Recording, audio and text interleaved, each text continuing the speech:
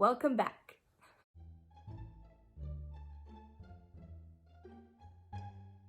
Kaylene here, not knowing how to do an intro like always, so let's just jump into it, shall we? Yeah? Does that sound good? So, believe it or not, I'm out of my reading slump finally. Holy moly. Funny enough, I think almost every single book I read is a thriller or horror novel. I don't think I read any fantasy to completion. I do have a few books that I have been working on that I don't think I'm gonna finish by the end of the month. This is being filmed a couple days before August, but yeah, I managed to read, well, let me figure out how many fingers to hold up. 8 books this month. Holy cow. All of these books I read on Libby. So, and if you don't know what Libby is your library app. All you got to do is link your library card and boom, you have access to all of the online resources that your library owns. I'm not sponsored to say that. It's a library. It's free. It's there for you to use. Yes, we have 8 books to talk about. So let's get started with what I read in the month of July. So the first book that I read, I think really kickstarted me getting out of my reading slump, and that is I'm Thinking of Ending Things. This is a thriller novel that follows a boyfriend and girlfriend that are currently on their way to meet the boyfriend's parents. It's told through the perspective of the girlfriend, and she's kind of, having mixed feelings about the whole situation, saying that she wants to end things. However, there is a very big twist in the book, so I'm not going to go that much in depth. It's a very quick read and it's pretty fast paced. It really kept me engaged, the whole time. I thought that I had the book figured out and I thought it was gonna go one way, and the ending totally took a left turn and caught me off guard, which I totally appreciate. I love when books can do that make it work. It wasn't like the twist, some authors will throw a twist out of, they want to catch you off guard, but they're coming way out, stretching the realms of reality, or you're like, how did that work? How did that happen? That didn't happen with this book. It was a twist that I didn't see coming, but it worked. Again, it's a really short read and gave it 4 out of 5 stars. It's good. Next book after that I read, I am going to probably rave about this book forever. I can't believe how much I enjoyed this book. I can't believe how this one isn't talked about. There's that fly again.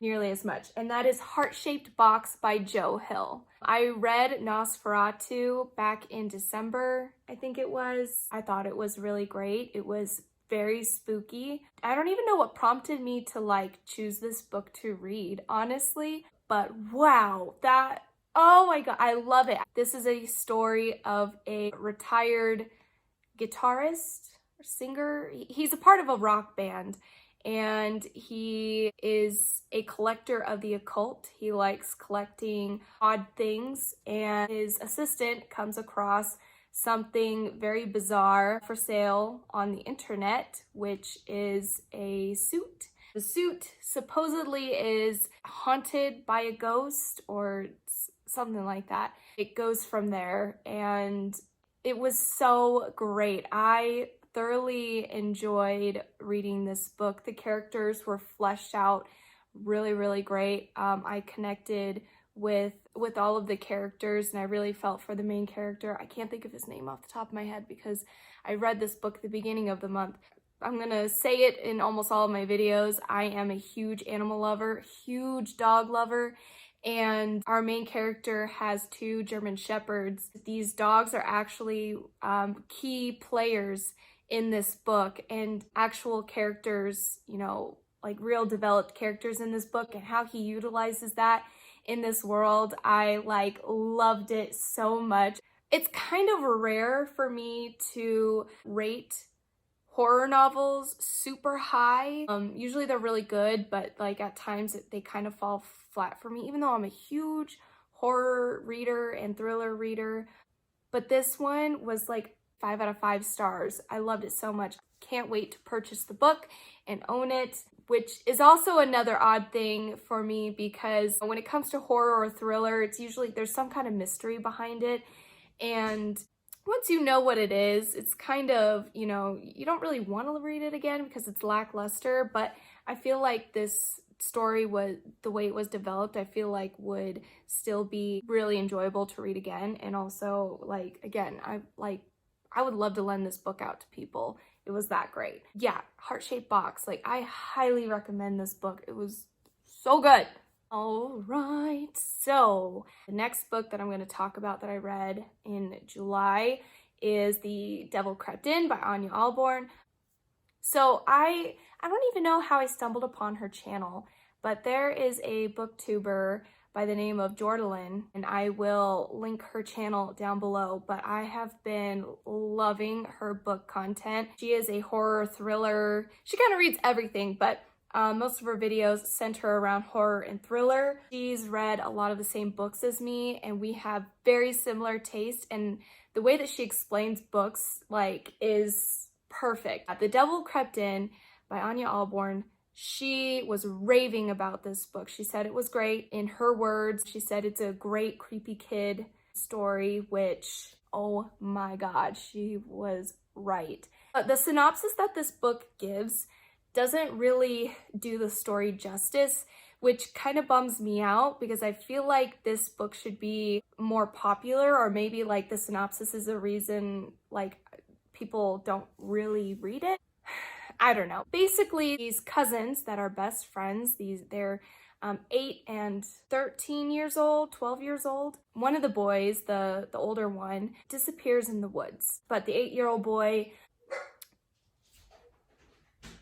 go figure yourself out, Stella, knows a little bit about what's going on. He's been seeing a silhouette of a creature in the woods, and he believes that that is what took his cousin. Mysteriously enough, the boy returns and is not the same. The reason why the synopsis is not great is because, like, it's kind of a twist in the story, but it's 2 different stories being told at 2 different times that eventually meet up. I kind of thought it was going to be like a crime thriller. It's like the whole time I thought that it was going to go that route, like a whodunit kind of book, but it wasn't like that. It was definitely a monster story, a telltale monster story. This book was so enjoyable, and K.aylene was like totally right. I think this story is actually based off of an old French folklore story. She probably emulated that story in her book. I gave it 5 out of 5 stars. It was so much fun.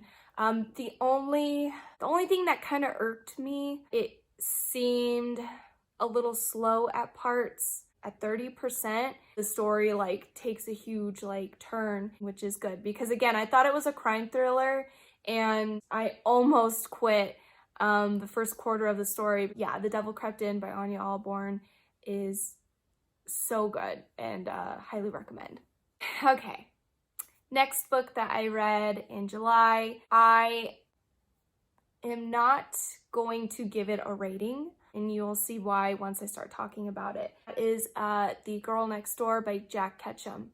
This story is based off of a true event I have actually heard about before because I do listen to crime podcasts and things like that. But this is his version of the story. Of course, the names have changed and everything. These sisters that their parents die and they go to live with their aunt and cousins, and basically the cousins and a lot of the neighborhood children torture, and eventually one of the sisters ends up dying. Like I said, this is a true crime. This is based off of a true story. I'm not giving away a spoiler. This is something that happened. It was an interesting read for sure, and there were times where I wasn't sure if I wanted to keep reading. It is you know, talking about abuse of 2 very young girls, but I think there's kind of a double meaning behind this story, which was very interesting because the story is told through the perspective of this boy who is a neighbor and friends with one of these boys that's a cousin to these girls. And he is recounting his memory of all of this stuff that happened. He feels guilty about his guilt and like how he struggled with, you know, whether or not he wanted to participate or if he just wanted to witness or if he should tell someone and what the repercussions might be of that. So, but I think that the double meaning behind it is kind of like outsider looking in, to see something, say something, group culture, trying to fit in, urges and different things like that. It's hard to explain unless you're actually reading it, because the whole time I'm like, what's the point of this story? But then I kind of understand what the repercussions might be of trying to say something or trying to speak up. Things don't always go in a positive way when you do that. Yeah, I didn't want to rate this book because, you know, I didn't want to give it 1 or 2 stars because it's not an awful book. If I really hated it that much, I probably would have just DNF'd it.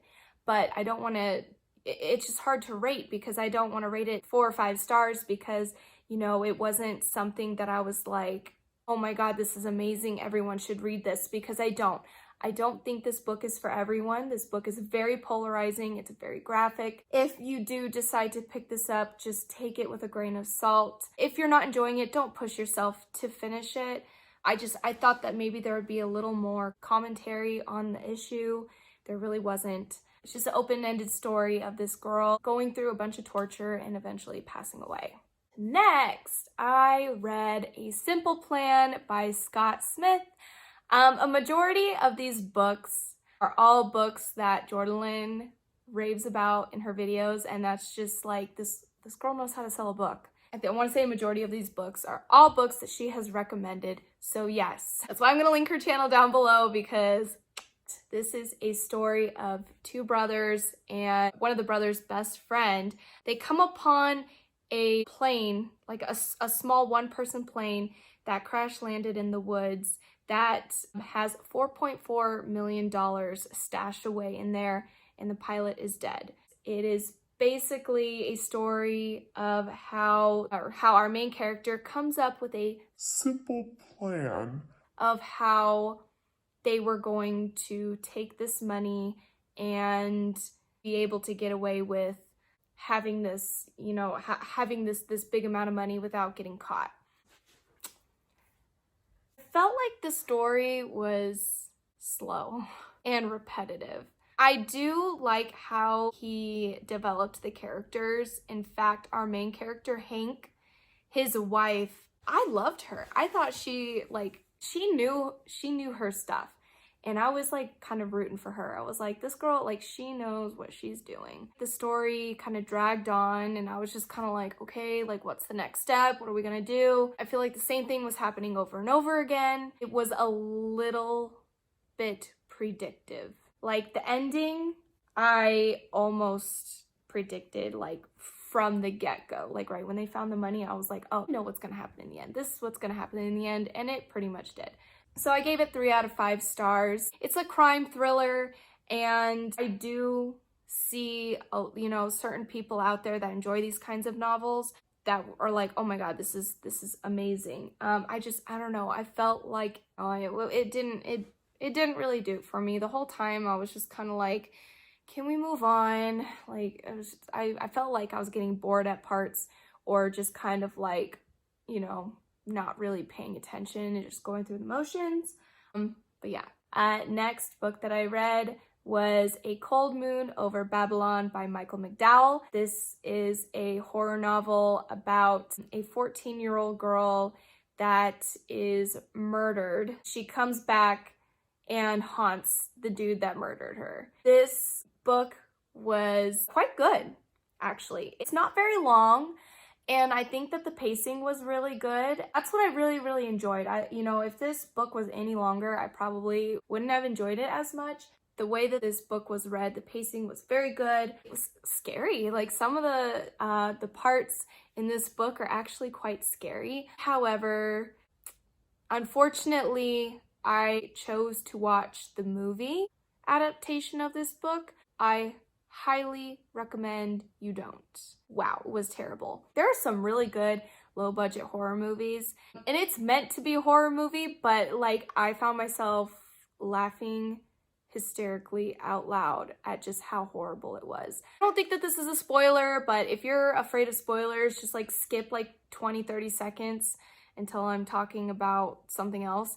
But in the movie, there's a part where she's like, the dead girl is raising out of the water, and you can see the string. You can see the string attached to her back. They didn't try to hide that or edit that part out at all. You could see the girl like being pulled up by a freaking rope. This is like in the beginning of the movie, and I just was like cracking up, and I was like, I can't.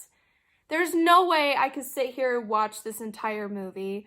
I even thought, I was like, oh, this must be like a tongue-in-cheek kind of horror movie. No, like it tried to be a serious horror movie, and it was just awful. Don't watch the movie. It was free. I mean, if you want to, if you have your friends over, you guys are like drinking and eating pizza, and you guys like want to watch a trashy horror movie, it's on Amazon Prime, and it's free. So there's that. However, like I said, I did give it 4 out of 5 stars, so I did like it. I liked the book. I've heard about this book for a long, long time, and I'm very happy I had a chance to read it. We're almost done, guys. Two more. And this next book that I read is a graphic novel, and it's Harrow County. I read this in less than an hour. This story is about a witch. She's hung and burned on a tree. She casts vengeance against all the townspeople and says that she will return in 18 years, and 18 years go by. And we have our main character who is slowly developing these same attributes that this witch developed, and the townspeople then turn on her, try to kill her. It was good. I gave it 3 out of 5 stars. Maybe I gotta keep going with it. I feel like the first novel was just trying to set the scenery. I feel like I need to give it a chance. Last book. My jaw is killing me from talking so much. Last book on this list is A Head Full of Ghosts. I have heard so many people talk about this book for good reason. This book is about this woman who is recounting and telling her story to a podcaster about how when she was younger, her sister was possessed, but they thought she was possessed. They let in television producers to come in and exploit the exorcism of her older sister. Wow, this story was so unique. It was something very, very different. The whole time you're trying to piece together everything, you know, like that's happening between this family and these sisters.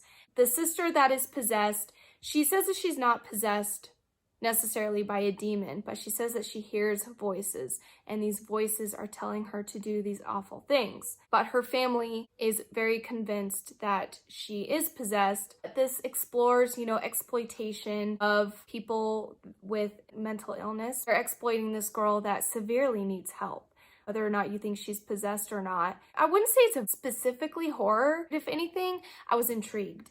The whole time I was like, what is really going on here? This girl's very sick, but these television producers are kind of encouraging things to happen, and you know, who's really looking out for these girls? The whole experience of the thing. So I gave it 5 out of 5 stars.